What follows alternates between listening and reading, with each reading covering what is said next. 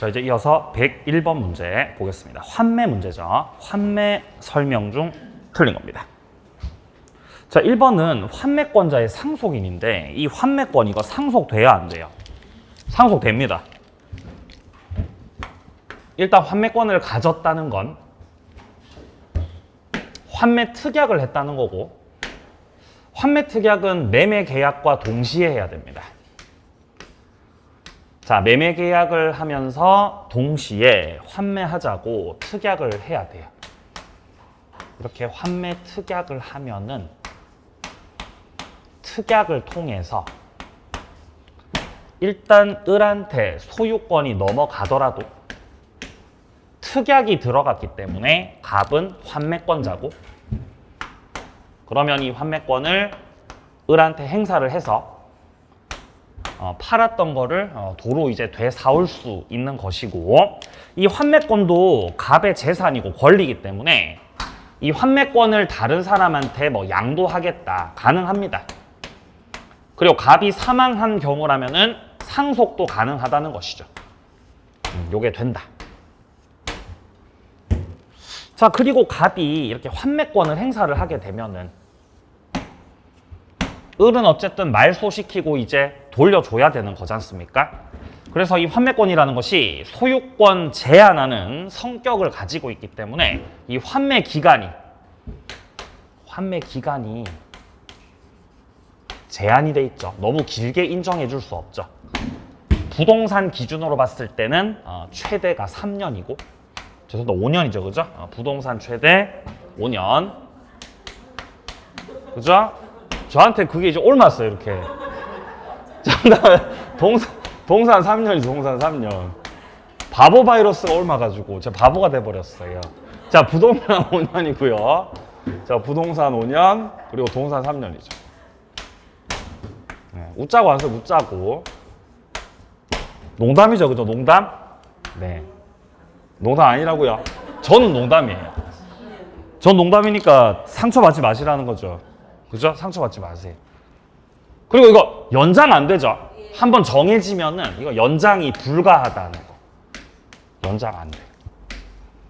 그리고 환매권이 들어와 있다고 해도 을이 여기서 다른 제3자한테 처분을 할 수 있죠. 다른 제3자한테 팔고 넘겨버릴 수가 있다. 그런 경우에 갑이 환매권을 제3자한테 주장하고 싶으면은 이 환매 특약이 등기가 돼 있어야 된다.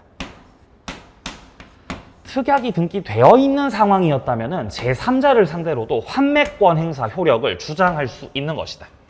자, 지문하게 보겠습니다. 1번. 환매권자의 상속인. 네, 환매권 행사 가능하고. 자, 2번. 환매 기간을 정한 경우에도 부동산은 5년, 동산은 3년을 초과하지 않는 범위에서. 연장? 연장은 안 되지. 그죠? 2번 정답이 2번 정답. 자, 3번입니다. 환매 기간을 아예 안 정하면은요, 자동적으로 부동산 5년, 동산은 3년으로 됩니다. 자, 4번입니다. 등기하고 환매 특약 등기가 경료됐을 때 부동산 매수인은 다시 매수한 제3자에게 특약 등기 사실을 들어서 이전 등기 절차 이행을 거절할 수 없다라고 되어 있는데요. 지금 4번에서 물어보는 거는 환매 특약이 등기가 되어 있는 상황에서 병이 을한테 사겠다고, 이 부동산을 매수하겠다고 을하고 병하고 계약을 한 거죠. 매매 계약을. 자, 매매 계약을 해가지고 을이 병한테 팔기로 약정을 했는데, 야, 알고 보니까 이 부동산에는 환매 특약 등기가 되어 있었어. 갑이 나중에 환매권을 행사할 거란 말이야. 그러니까 나는 당신한테 못 넘겨주겠어 라고 환매 특약 등기 사실을 들어서 병에게로의 등기 이전을 거절할 수 있어요, 없어요? 없어요. 거절 못 한다는 거예요. 그러니까 환매 특약이 돼 있든지 안 돼 있든지 매매하기로 합의했으면은 넘겨줘야 된다는 거죠. 저 핑계 댈 수 없다는 겁니다. 근데 이제 어차피 병한테 넘겨줘봤자 갑이 환매권을 행사할 수 있는 거잖아요. 그럼 병은 소유권 뺏기죠? 근데 그건 나중 문제죠. 나중 문제고 일단 지금은 넘겨줘야죠. 매매했으면, 계약을 했으면. 그리고 운 좋으면 갑이 환매권 행사를 안 할 수도 있지 않습니까? 네, 그럼 이제 병이 가져갈 수 있습니다. 자, 그래서 환매특약 등기 사실을 들어서 등기 이전해 주는 거를 거절할 수가 없다는 거죠. 자, 5번입니다. 특약이 없는 한 매도인이 환매권 행사를 위해서 대금에다가 이자를 지급할 의무는 없다. 이자 안 줘도 돼요? 왜 안 줘도 돼요? 과실하고 상계 처리. 그죠? 환매권을 행사했을 때 대금을 줘야 되거든요. 대금에 이자가 붙고 을은 이제 부동산을 다시 돌려줘야 되기 때문에 물건에는 과실이 붙거든요. 근데 물건의 과실과 대금의 이자는 서로 상계로 처리를 하는 거기 때문에 상계 처리해서 이자 지급 안 하고요. 과실도 지급을 안 합니다. 둘 다 안 줍니다. 네, 그러니까 주지 않는다고 하는 이 5번 선다 맞는 거죠. 자, 정답은 2번으로 처리를 합니다. 다음 문제 이제 103번으로 가죠. 자, 임대차에 관한 설명으로 옳은 겁니다. 자, 1번에 임대인이 목적물을 임차인에게 인도한 후 특별한 사정 없는 한 계약 존속 중 사용 수익에 필요한 상태를 유지하게 할 의무까지 부담하는 것은 아니다. 임차인이 목적물을 사용하고 수익할 수 있도록 해줘야 되는 거죠. 그러니까 의무를 부담하는 거지. 아니다? 틀린 거죠. 자, 2번 임대차가 묵시갱신됐습니다. 법정갱신 말하는 거죠. 자, 이때 전 임대차에 대해서 제3자가 제공했던 담보 제공했던 거하고 기존의 임대차하고는 일단 독립적인 문제입니다. 별개 문제로 봐야 돼요. 지금 갱신된 거는 담보계약이 갱신됐어요? 임대차가 갱신됐어요? 임대차가 갱신된 거고 담보계약까지 갱신되는 거 아닙니다. 그러니까 전에 했던 임대차에 대해서 제3자가 제공했던 담보는 끝나요. 소멸합니다. 않는다? 틀렸죠. 자, 3번 임대인이 부담하게 되는 수선 의무를 면제시키거나 임차인의 부담으로 돌려버리겠다. 이렇게 특약을 할 수도 있습니다. 자, 우리가 임대차 계약을 하게 되면은 임대차 계약상 법에 규정된 내용을 보게 되면은 목적물에 유지하고 수선하고 관리할 의무, 이것이 임대인한테 있는 것이, 임대인 쪽에 이 의무가 있는 것이 원칙이에요. 이렇게 규정이 되어 있는데 임대인에게 유지수선의 의무가 지워지니까 임차인 쪽에서는 유지하고 수선하는데 지가 비용을 들였다면 그 비용을 청구할 수 있죠. 그걸 뭐라 그래요? 임차인의 필요비 청구라 그러죠. 청구할 수 있어요. 근데 비용 상환 청구권 임의규정, 강행규정. 임의규정이죠. 그리고 유지수선 관리 의무를 임대인이 진다라는 이 규정도 임의규정이에요. 그러니까 당사자가 특약을 해서 유지수선을 임대인이 하지 않는 것으로, 이 의무를 임차인이 지는 것으로 그렇게 정해도 되는 거죠. 이렇게 특약을 했다. 그러면 그 특약은 유효라는 거죠. 임의규정이라서. 그러면 유지수선 의무를 임차인한테로 돌려버리면은 결론적으로 필요비를 더 이상 청구할 수 없게 된다는 거죠. 비용 청구 배제시켰죠. 이것도 유효죠. 다 무슨 규정이라서? 임의규정이거든요. 그렇게 할 수 있습니다. 틀렸고요. 따라서 3번은. 자, 4번입니다. 임대인이 재판상 청구했던 차임 증액 청구, 이것이 상당하다고 인정됩니다. 월세를 올려받겠다고 청구를 했고 판사님이 그래 그거 정당하다 이렇게 인정해 주신 거죠. 이때 그 효력은 판결 확정으로부터 나는 게 아니라 청구 시부터 소급합니다. 소급. 청구 시부터 효력이 생겨요. 청구 시부터. 자, 혹은 소재기 시부터. 그때부터 지금 요 지문에서는 증액의 효력이 있는 거죠.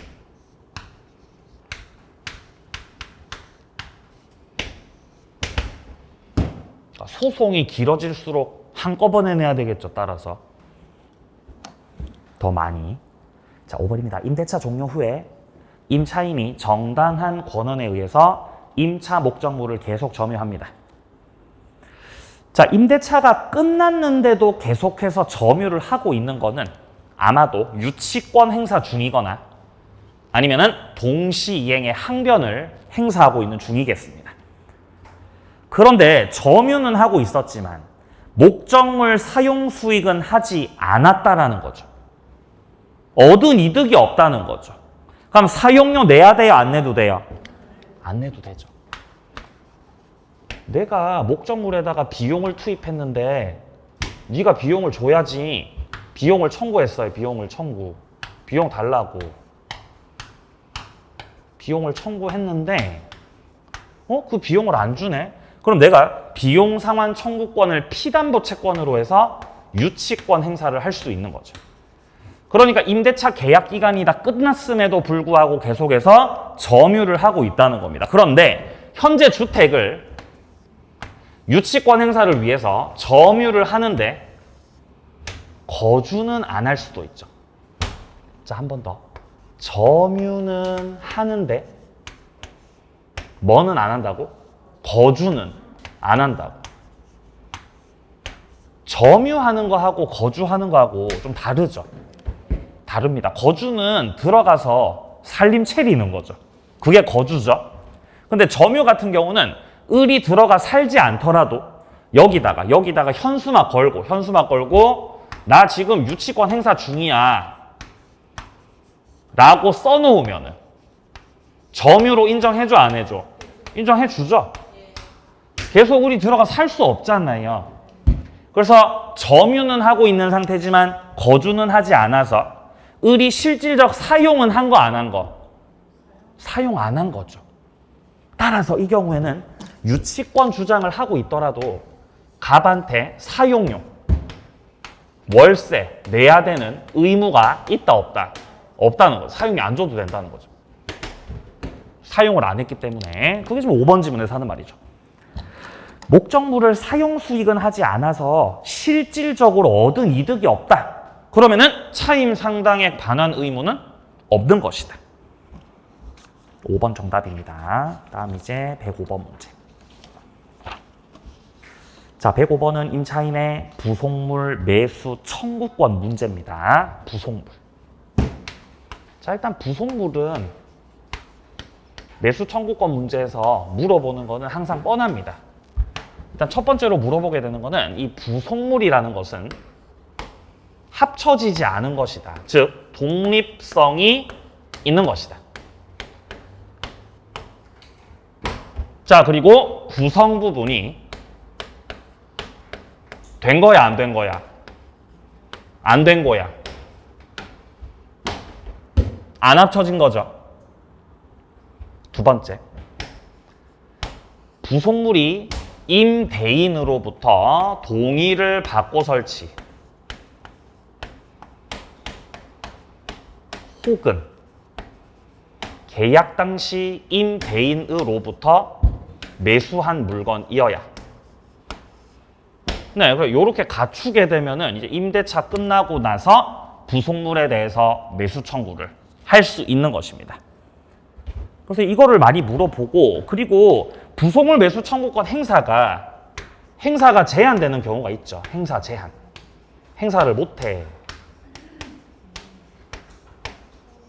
행사 제한에서 맨날 물어보는 게 임차인의 채무불이행, 이기 차임 연체. 이러면 쫓겨나버리기 때문에 매수 청구권 행사를 할 수가 없다. 자, 그리고 그 부속했던 것들이 임차인의 뭔가 특수 목적으로 설치되었던 거라면은 그 경우도 매수 청구를 할 수가 없는 것이다. 일시 사용 임대차다. 매수 청구할 수 없다. 무단전 차인이다. 매수 청구할 수 없다.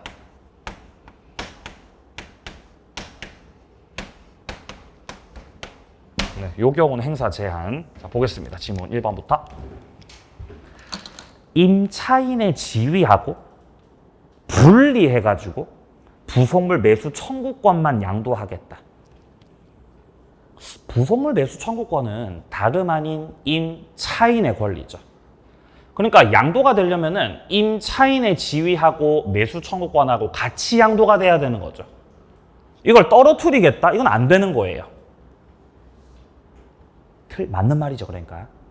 자, 2번입니다. 임차 목적물의 구성 부분은, 자, 여기서 구성 부분은 이라는 거는 이미 합쳐져 있다는 거죠. 그럼 뭐 말하는 거예요, 지금? 부합물을 말하는 거죠. 부합물.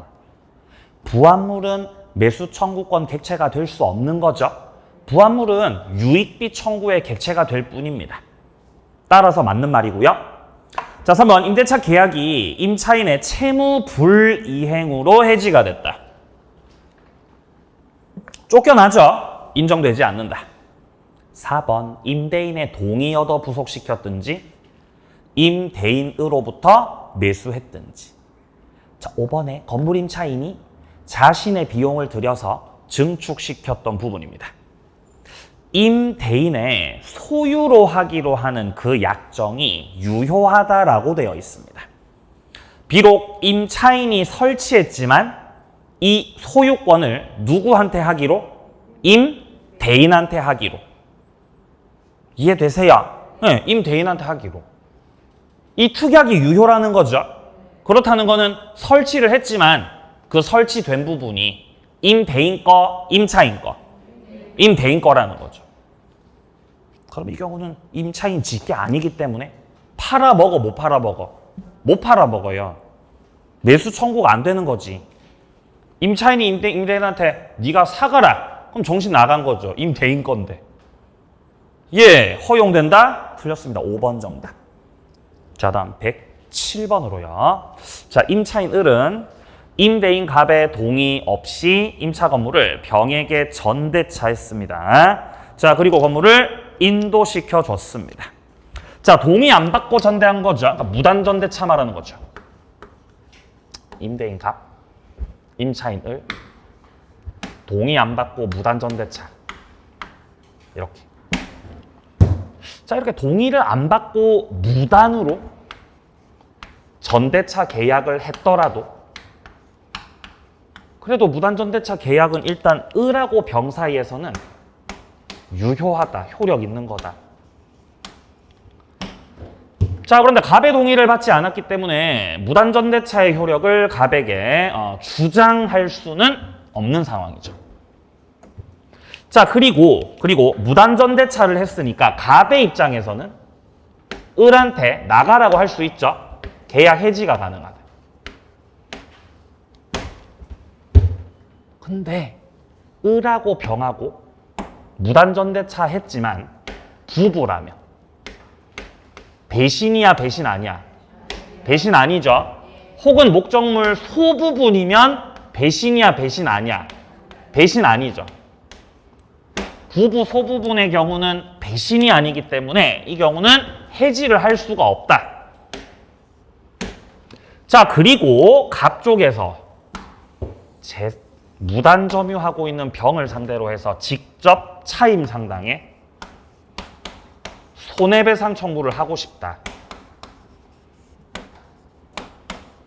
직접 이거 행사를 하려면은 일단 을하고 임대차 뭐부터 하고요? 이거 해지부터 해야 되죠.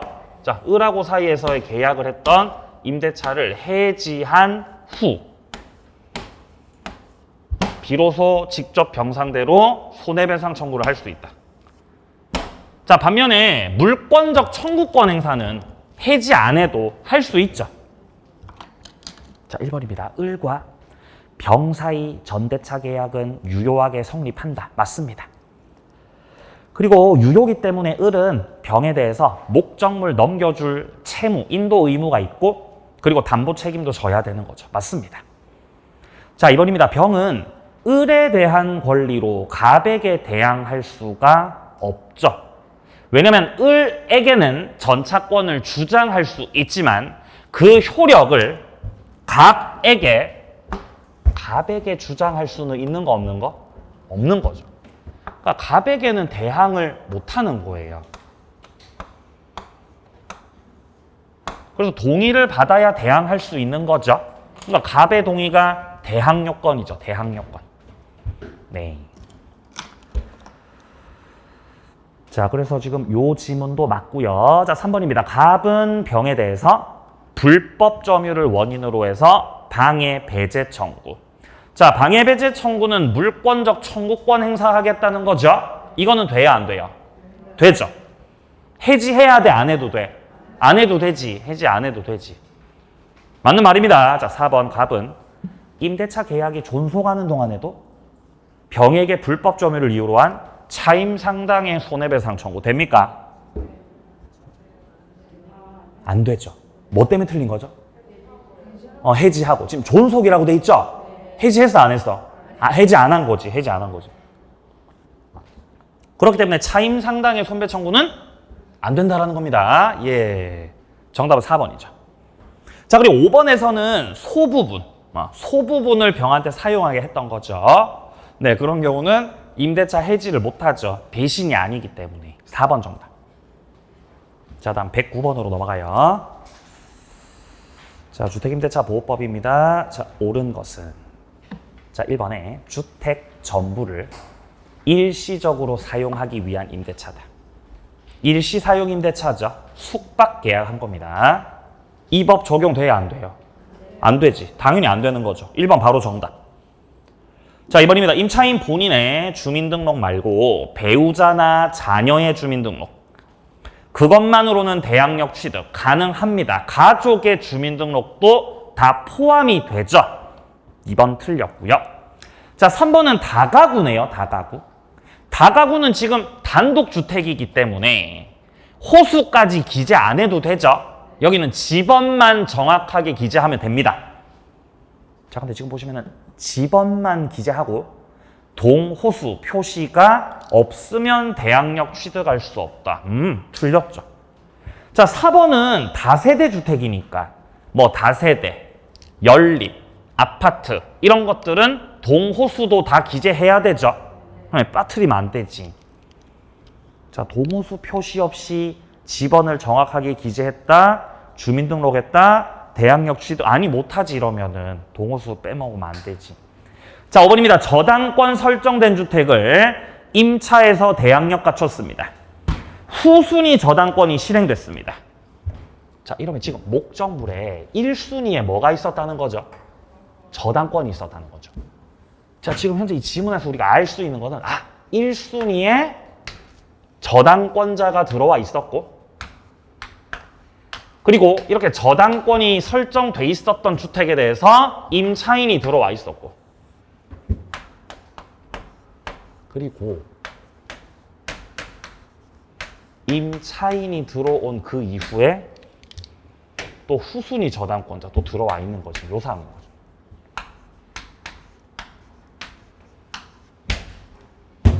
자, 이때 임차인이요. 주민등록을 했더라도 인도받고 주민등록을 했다는 것 자체가 이제 주택임대차 보호법에서 정하고 있는 대항 요건. 대항 요건을 갖췄다는 거거든요. 그런데 제 아무리 병이 대항 요건을 갖췄다고 하더라도 지금 요 상황에서는 목적물이 경매가 되면 경매 들어가 버리면 이거 1순위 저당이 얘가 말소의 기준이 돼버리잖아요.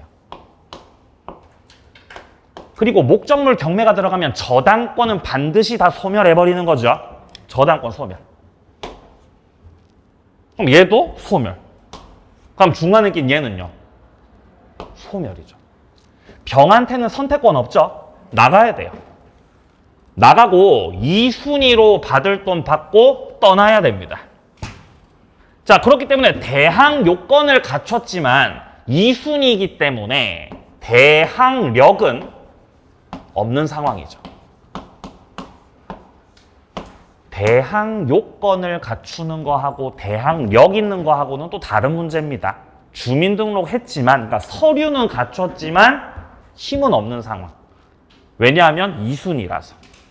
자, 대항력이 없기 때문에 경매가 되고 나서 낙찰을 받았을 때 낙찰받은 경락인 무를 상대로 해가지고 병이 임차권을 주장할 수 있는 거 없는 거? 주장할 수 없는 거죠. 그러면 갑이 지고 있었던 임대인의 지위, 이것이 경락받는 무에게 승계가 돼요, 안 돼요? 안 되지. 대항력 있냐 없냐에 따라서 지위 승계 되냐 안 되냐가 달라지는 거죠. 안 되는 거죠. 자, 후순위 저당권이 실행되더라도 매수인 된 자에게, 자, 매수인이 경락인이겠죠. 이 자에게 대항할 수는 없는 겁니다. 1순위가 아니라서 그래요. 1번 정답이죠. 자, 다음 111번으로 넘어갈게요. 자, 을은 갑소유 주택 임차에서 대항 요건을 갖추고 확정일자 받아서 현재까지 거주하고 있습니다. 틀린 것은. 그러면 누가 임차인이에요? 을이죠. 을이 임차인. 자, 1번입니다. 임대차 기간을 1년으로 약정했습니다. 최단기는 2년인데 1년으로 약정을 했죠. 2년 미만이라고 하더라도 임차인 쪽에서는 그 미만의 기간이 유효라고 주장할 수 있죠. 따라서 을은 유효함을 주장할 수 있다. 자, 이번에 임대차 계약이 묵시적으로 갱신된 경우 임대인 갑 쪽에서는 해지 통고 할 수 없지요. 묵시 갱신했을 때 해지 통고는 임차인만 할 수 있습니다. 2번 정답이죠. 그럼 임차인이 해지 통고하면 몇 개월 후에 끝나요? 3개월이죠. 그죠? 법정 갱신됐을 때 기간이 2년으로 되잖아요. 2년으로 되고 임차인 쪽에서 해지 통고를 하면은 3개월이죠. 그죠? 2 다음 3이잖아요. 그래서 3개월이죠. 그죠? 2, 3. 네. 자, 그래서 2번 틀린 거, 2번 정답 2번이. 자, 3번이 임대차 존속 기간이 종료한 후 갑이 X주택을 병에게 양도했습니다. 이때 을이 보증금을 다 받을 때까지는 임대차 관계가 존속하는 걸로 보는 거죠. 보증금을 다 못 받았다면 임대차 안 끝납니다. 계속 이어져요, 임대차가. 다 받을 때까지. 자, 4번입니다. 3의 경우에 을이 양도됐다는 사실을 안 때로부터 이의를 제기할 수 있죠. 임차인이 새로운 임대인이 마음에 안 들 수가 있거든요. 그래서 이렇게 주인이 바뀌면 원래 주인이 바뀌고 주택 소유권이 넘어가게 되면은 자연스럽게 임차인이 대항력을 가지고 있기 때문에 임대인의 지위가 승계되는 겁니다. 그게 원칙이죠. 대항력 있기 때문에. 원래 임대인 갑이 갖고 있었던 그 지위, 임대인 지위가 병에게 승계가 되는 것이다. 그럼 반대로 대항력이 없으면 지위 승계가 안 됩니까? 대항력 없으면? 네, 승계 안 되죠. 아까 여기 그랬죠? 대항력 없잖아요. 지위 승계 돼, 안 돼? 안 되잖아요. 대항력이 있으면 지위 승계도 되는 거죠. 근데 을의 입장에서 병이 마음에 안 들 수가 있죠.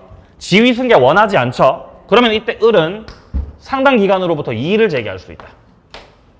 이의를 제기해서 지위를 승계시키지 않고 승계되는 임대차 계약 관계로부터 벗어날 수 있는 거죠.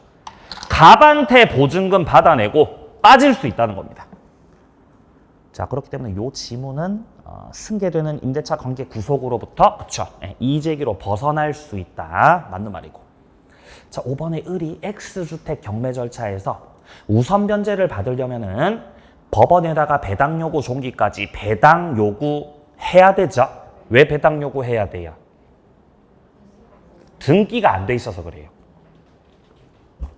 원래 주택임차인의 채권은 배당 요구 채권입니다. 법원에다가 요구를 해야 됩니다. 2번 정답이죠. 2번 정답. 자, 다음 113번으로 갑니다. 상가 건물 임대차 보호법입니다. 자, 여기서 규정되어 있는 계약갱신 요구권 설명입니다. 옳은 것은. 자, 1번에 계약갱신 요구권은 임대차 기간이 만료되기 6개월 전부터 2개월까지입니까? 1개월이죠. 요 1번에서 2개월이 맞으려면 주택에서 물어봐야 맞는 거죠. 주택에서는 2개월인데 상가는 1개월이라서 틀린 거죠. 1번은. 자, 2번입니다. 임차인이 이기차 임액을 연체하거나 목적물 파손의 사유가 있을 때 임대인은 거절할 수 있다. 3기죠. 상가는 3기죠. 이것도 주택에서 나왔으면 맞는 지문인 거죠. 3번 갱신 요구에 의해서 갱신되는 임대차는 전 임대차하고 동일한 조건, 동일한 차임. 이까지는 맞습니다. 근데 동일한 기간은 아니죠. 기간은 다르죠. 계약갱신 요구했을 때 기간은 어떻게 돼요? 1년이죠. 상가는 1년이죠. 주택은 2년이죠. 해지 통보는 3개월이죠. 그죠? 그래서 1, 2, 3이잖아. 1, 2, 3. 순서대로 그냥 1, 2, 3이죠. 1, 2, 3. 다른 숫자는 안 나오잖아요. 1, 2, 3밖에 안 나와요. 숫자가. 다른 숫자 안 나옵니다. 자, 그래서 3번 틀렸고요. 4번에 다른 숫자가 나오네요. 그죠? 증액할 때 5%. 예? 증액할 때 5%. 맞습니까? 5%? 네. 맞죠? 5%. 주택, 상가 다 5%죠. 4번 정답이죠. 자, 5번입니다. 갱신 요구권이 인정되는 경우에 법정갱신, 합의갱신, 배제. 아니요. 계약갱신 요구권하고 법정갱신하고는 또 전혀 별개입니다. 별개의 문제고 별개의 제도로 봐야 돼요. 배제되지 않습니다. 정답은 4번이죠. 자, 다음 이제 115번으로 갑니다. 자, 갑은 을에 대한 1억 원의 채권을 담보하기 위해서 을이 소유한 시가 3억 원 상당의 토지에다가 가등기를 했습니다. 그럼 지금 누가 가등기를 했다는 거죠? 갑은 가등기를 하였다. 보이세요? 문장을 이렇게 좀 크게 보시면은 갑은 가등기를 했다. 이렇게 되는 거죠. 그러니까 지금 현재 토지를 을이 소유하고 있고 을이 소유하고 있는 그 토지에 대해서 갑이 가등기를 하였다. 근데 지금 이 첫째 줄에 보시면은 1억의 채권 담보 목적이 있죠. 그러니까 갑이 을한테 1억을 빌려줬다는 거죠. 그래서 1억의 채권을 가지고 있는 갑이 을의 토지에다가 가등기를 한 거니까 이거는 가등기 담보권자라는 거죠, 갑이 지금.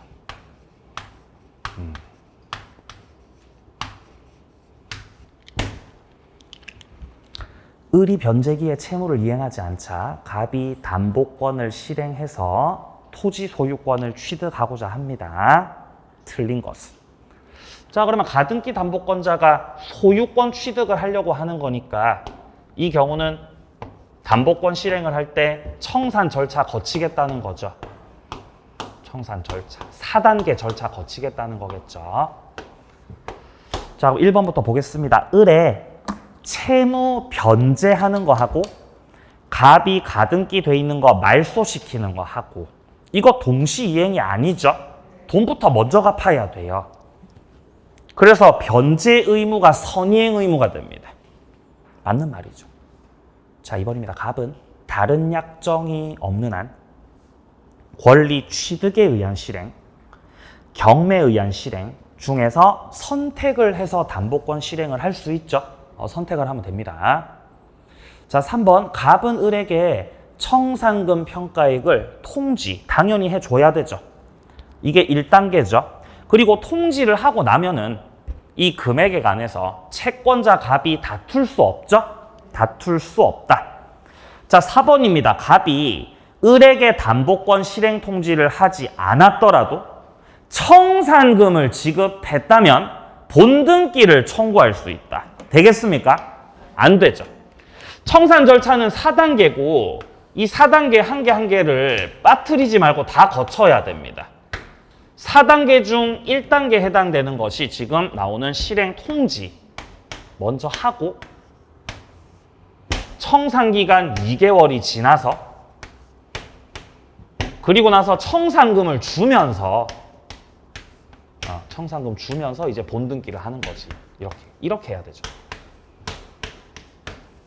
그러니까 제 아무리 청산금을 갖다 줬더라도 실행 통지를 안 하셨으면은 본등기 할 수 있다 없다? 없다는 거죠. 반드시 거쳐야 됩니다. 그리고 실행 통지할 때 청산금이 있든지 청산금이 없든지 통지는 좌우지간 해야 되는 겁니다.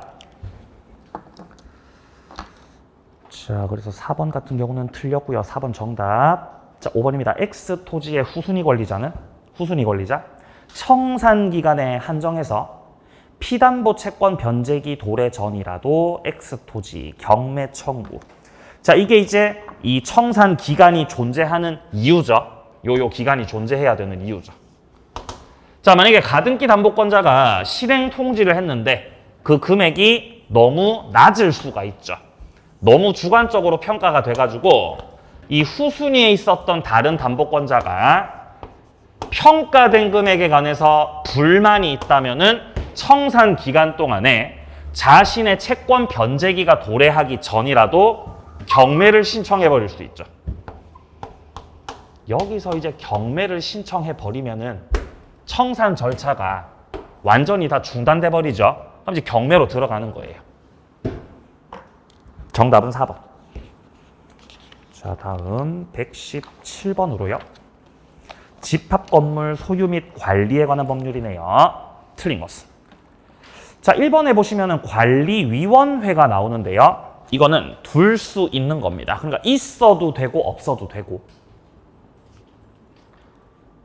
자, 2번입니다. 관리인은 매년 회계연도 종료 후 3개월 이내로 정기관리단 집회를 소집해야 된다. 맞아요. 소집해야 됩니다. 자, 3번에 관리인은 어차피 월급 받고 일하는 사람이에요. 그죠? 구분 소유자 아니어도 돼요. 관리소장님은 꼭 거기 아파트에 사시는 분이 아니죠? 맞잖아요. 그냥 어차피 월급 받고 일하는 사람이죠. 소유자 아니어도 돼. 임기는 2년 내에서 규약으로. 자, 4번입니다. 관리인에게 부정한 행위가 있어요. 관리인들이 막 횡령하고 그러죠? 횡령해버리고 막. 그죠? 일 안 하고 막 화투치고 그러잖아요. 그럼 법원에 가가지고 해임을 청구할 수 있어요. 자르라고 관리. 자, 5번입니다. 규약에 다른 정함이 없으면 관리위원회 위원입니다. 자, 위원회 위원들은 반드시 소유자로만 구성이 돼야 돼요. 따라서 전유 부분을 점유하는 자 중에서 소유하는 자 중에서 집회 결의에 의해서 선출되는 겁니다. 아까 전에 3번 지문에서는 관리인이요. 얘 같은 경우는 소유자 아니어도 되죠. 근데 관리위원회 위원은 소유자여야 됩니다. 이게 다릅니다. 지금 3번하고 5번하고. 정답은 5번이죠. 자, 다음 119번이요. 갑은 여자친구 을과 명의신탁 약정을 했고 병 소유 부동산을 매수하면서 병한테 부탁했고 을 명의로 등기를 하였다. 이거 뭐지요? 3자가 아니죠. 지금 누가 매수인이에요? 갑은 부동산을 매수하면서 보이세요? 네, 그러니까 갑이 매수해요. 갑이. 자, 병으로부터 부동산을 갑이 매수하면서 결국 우리가 이 표현을 통해서 갑하고 병 사이에서 매매 계약이 체결됐다라는 걸 알 수 있습니다. 자, 근데 병한테 부탁했고 명의는 을 명의로 하겠다는 거죠. 매수한 사람은 갑인데 등기는 다른 사람으로 한다는 거는 이거 중간 생략형이죠. 3자 간 명의신탁입니다. 자, 그러면 매도인으로부터 등기를 받는 자. 이자가 수탁자고 등기 받는 자 수탁자. 매매 계약을 체결했던 갑은 신탁자죠. 이때 이 3자간 명의신탁에서는 일단 병하고 갑 사이에서 이루어지는 이 매매 계약은 유효죠. 매매 계약은 유효일지라도 신탁자와 수탁자가 했던 명의신탁은 유효다 무효다? 그거는 무효거든요. 그리고 매도인병도 가담을 한 거죠. 그렇기 때문에 등기도 무효예요. 따라서 누가 소유자? 병이 소유자, 병이. 얘가 여전히 소유자고 여기서 이제 을이 갑의 말을 잘 들어서 부동산 달라 그러면은 주고 돈 달라 그러면은 주고 팔아서 달라 그러면은 돈 주고 말 잘 들으면 되죠. 근데 말 들어 안 들어? 말 안 듣고 도망가 버리는 거죠. 그럼 이걸 말소시켜야 되는 거죠. 근데 이걸 말소시킬 때 병이 말소시켜야죠. 병이 소유자니까 병이 을 상대로 해서 말소하라고 청구할 수 있습니다. 근데 갑이 병한테 찾아가요. 선생님, 말소 좀 시켜주세요. 이렇게. 그럼 병이 귀찮죠. 그죠? 나 몰라라죠, 병은. 뭐 어쩌라고요, 나한테. 네가 부탁했잖아, 네가. 그래서 갑은 직접 말소 청구를 할 수가 없기 때문에 병이 행사할 수 있는 말소 청구권을 대위한다는 겁니다, 대위. 그래서 대위 말소 청구하면은 이 등기가 말소가 되고 그럼 등기가 병한테 돌아가죠. 그러면 이제 갑이 병한테 이전 등기를 청구해서 등기를 하면 소유자 될 수 있는 거죠. 1번 갑과 을의 명의신탁 약정은 아니요. 무효죠. 틀렸고. 자, 2번입니다. 병에게서 을에게로의 이전 등기는 유효. 등기 유효입니까? 무효인데요. 소유권은 을에게 아니요. 병에게. 3번 병은 진정명의 회복을 원인으로 을에게 등기 청구 됩니까? 되죠. 3번 정답. 자, 4번입니다. 갑이 명의신탁 해지를 원인으로 을에게 소유권 이전 등기 청구됩니까? 안 되지. 명의신탁을 해지할 수 없고요. 첫 번째. 자, 첫 번째. 명의신탁 해지를 못합니다. 왜 못하죠? 명의신탁 무효니까 해지 못합니다. 자, 그리고 갑이 을한테 이전 등기 청구나 말소 등기 청구도 할 수 없죠. 갑이 권리를 가지고 있지 않아요. 소유자가 아닙니다. 할 수 없다. 자, 5번입니다. 갑하고 을이 혼인을 했다. 그래서 법률상 배우자가 된 거죠. 이렇게 법률상 배우자가 되면은 명의신탁이 유효로 바뀌죠. 이때 유효가 되는 거는 소급해서 유효가 되는 건 아니고 혼인을 한 때부터입니다. 혼인한 때부터. 서류상 이제 혼인 신고한 그때부터겠죠. 자, 정답은 3번입니다. 자, 그럼 120번 마지막으로 하겠습니다. X 건물을 매수하려는 갑은 을과 명의신탁 약정을 했고 을은 그 약정에 따라 계약 당사자로서 선의의 병으로부터 건물을 매수했습니다. 자, 그러면은 일단 누가 매수자예요? 을이죠. 지금 둘째 줄 보시면은 선의의 병으로부터 X 건물을 매수했죠. 이거 누가 한 거예요? 을은, 그죠? 을은. 자, 병으로부터, 자, 선의의 병으로부터 이 건물을 매수하는 을이죠. 을. 을이 매수자죠.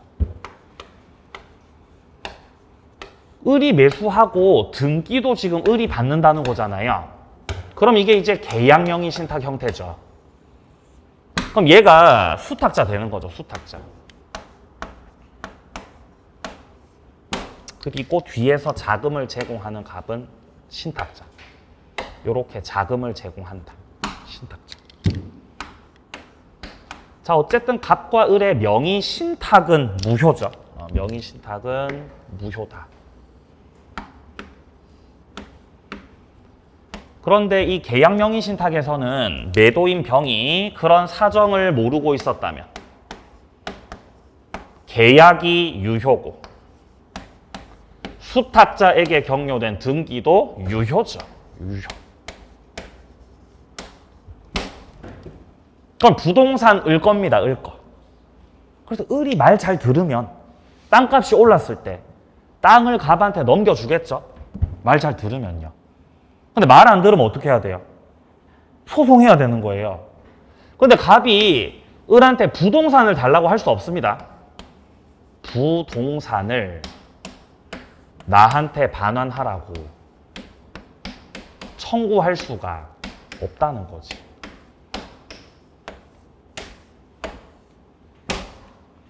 왜 못하는 거죠? 을 거라서. 그죠? 그러니까 여기서 땅값이 많이 올라가면은 정말 죽을 맛이죠, 갑은. 부동산 달라고 못하니까. 자, 갑이 반환 청구할 수 있는 거는 대금이죠. 대금을 돌려달라고 할 수 있다. 자, 대금을 돌려달라고 해도 당장에 을이 돈을 안 주는 상황이라면은 갑이 이거를 가지고 유치권을 행사하겠다. 그거는 돼야 안 돼요? 유치권 안 된다. 우리 명의신탁 부실법 파트에서요, 유치권 나오면 다 안 됩니다. 유치권 되는 경우가 없어요. 자, 1번부터 보겠습니다. 명의신탁 약정은 무효나. 자, 병과 을 간의 계약은 유효. 그쵸? 자, 따라서 을이 건물 소유권을 취득하게 된다. 맞습니다. 자, 이번에 X 건물을 점유하는 갑은 을로부터 매각대금 반환받을 때까지 건물 유치된다고 안 된다고? 안 된다고. 3번 갑은 을 상대로 부당이득 반환으로 X 건물에 대해서 등기 이전 청구 되겠습니까? 안 되는 거지. 뭐를 달라고 해야 된다고요? 대금 달라고 해야 됩니다. 그리고 4번에 제3자는 어차피 무적이죠. 을로부터 제3자 정이 등기를 받았어요. 쏙 시끄러우니까 을이 팔고 도망가 버리는 거지. 제3자한테 팔고 명의를 넘겨버리면은 이때 제3자는 선이든 악이든 안 따집니다. 선악 불문하고 명의신탁에서는 이게 유효가 돼버리죠. 부동산 갖고 가버려요. 5번입니다. 을이 자의로 X 건물 소유권을 갑에게 등기해줬어요. 말 잘 들었다는 거죠. 자발적으로 명의를 갑한테 넘겨줬다는 거죠. 이렇게. 그럼 이게 유효라는 거죠. 왜 유효해요? 자기 거 넘긴 거니까. 자기 부동산 넘겨준 거죠. 유효지 그러면. 유효. 자, 정답은 3번입니다. 자, 이렇게 해서 이제 120문제 중에서 홀수법 문제들 위주로 해서 풀어보았습니다. 자, 고생 많으셨고요. 나머지 문제들 풀이하지 않았던 것들은 해설 보면서 스스로 좀 풀어보시고요. 모르시는 거 있으면 질문을 하시면 되겠습니다. 아시겠죠? 고생 많으셨고요. 우리는 이제 다음 주에 동영 3주차로 또 건강한 모습으로 만나도록 하겠습니다. 수고하셨습니다.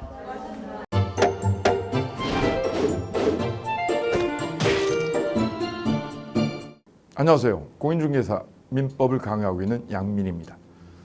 자, 제가 준비한 거는 공인중개사 자료를 쉽게 다운받는 꿀팁을 준비해 보았습니다. 자, 공인중개사를 공부하다 보면 방대한 양의 자료를 접하게 됩니다. 하지만 그것을 일일이 다 출력을 하시거나 보관을 하는 데는 불편함이 따르죠. 이를 해소하기 위해서 핸드폰을 쉽게 활용할 수 있는 꿀팁을 준비했습니다. 네이버 밴드라는 어플을 통해 필요한 자료들을 보거나 다운받을 수 있습니다. 이 네이버 밴드를 활용하는 방법을 하나씩 알려드리도록 하겠습니다. 1단계, 네이버 밴드라는 어플을 다운받습니다.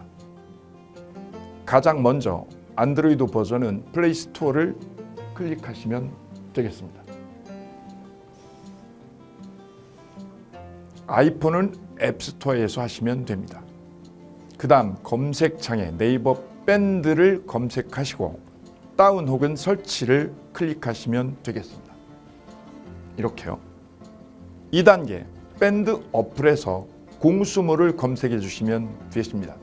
밴드 어플을 누르시면 위쪽 상단에 보시는 것처럼 돋보기 모양의 아이콘이 보입니다.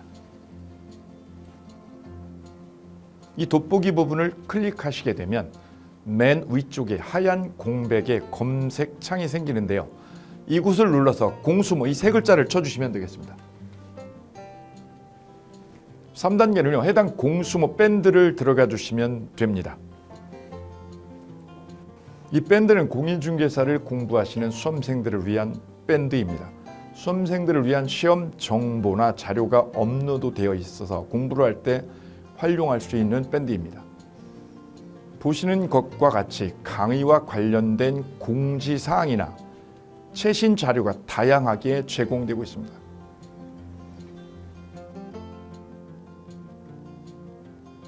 (4단계) 또 다른 꿀팁 모바일 일일학습법에 대해서 소개드릴까 합니다. 이제 핸드폰으로 짬 시간을 활용하셔서 공부하는 학습법을 알려드리도록 하겠습니다. 자료 페이지에서 뒤로 가기를 누르시면 처음 보셨던 페이지가 뜹니다. 여기서 내려가 보세요. 모바일 일일학습이란 코너가 보입니다. 이 부분을 누르게 되면요, 매일 한 개씩 핵심 부분이라고 할 수 있는 문제가 업로드되어 있고요. 더 아래로 쭉 내려가시면 정답과 해설 부분을 볼 수가 있습니다. 맨 아랫부분을 보시면 이렇게 댓글 쓰기도 남길 수 있으시죠. 스마일 부분을 눌러 좋아요로 표시할 수도 있습니다. 짬을 내어 스스로 학습한 뒤 모르는 부분을 질문할 수도 있고, 하루 동안 공부했던 것을 정리하시거나 공부한 소감을 적어 놓으실 수도 있습니다.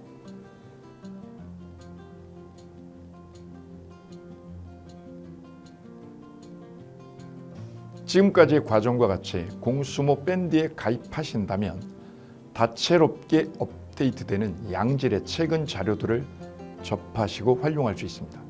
꼭 가입하셔서 좋은 자료 많이 활용하시기 바랍니다.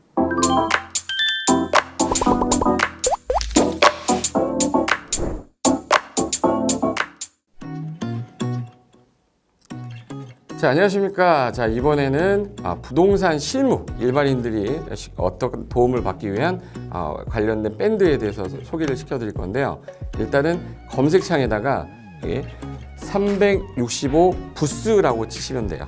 365 부스인데 365일 부동산 스터디라는 밴드예요. 네이버 밴드인데 365 부동산 스터디라는 밴드 일단 이거 클릭하시면 현재는 이제 4만 명 정도 되는 밴드인데요. 우리가 일반인들이 어떤 부동산 정보를 습득하는 데 있어서 이 정보를 얻기가 되게 쉽지가 않습니다. 내가 어딘가를 찾아본다고 해서 잘 찾을 수 있는 것도 아니고, 어떤 전문가들이 하는 말들이 친밀성이 있는 건지 아닌지에 대해서도 우리가 잘 믿을 수가 없는 거기 때문에 그런 정보를 그래도 좀 손쉽게 찾아볼 수 있게끔 저희 이제 이 밴드에 구성된 전문가들이 정보를 좀 제공해 주는 거기 때문에 아마 유용하게 활용할 수 있을 거고요. 내가 부동산 중에 토지를 좀 알고 싶다, 또는 상가를 좀 알고 싶다, 또는 나는 내 집 마련을 위해서 청약이 좀 궁금하다. 근데 그게 솔직히 어디 가서 물어보거나 어떤 정보를 찾기 쉽지 않아서 그것 때문에 만들어진 밴드라고 보시면 돼요. 그래서 365일 내내 부동산을 어떤 공부한다는 취지로 밴드에 들어오셔서 질의응답도 하시고 궁금한 사항에 대해서 예를 들어 문의하시면 저희가 관련된 정보를 또 제공해주는 그런 밴드라고 보시면 되겠습니다. 어떤 밴드냐면 한번 보시면은 지금 현재는 공지사항이 제일 먼저 나올 건데요.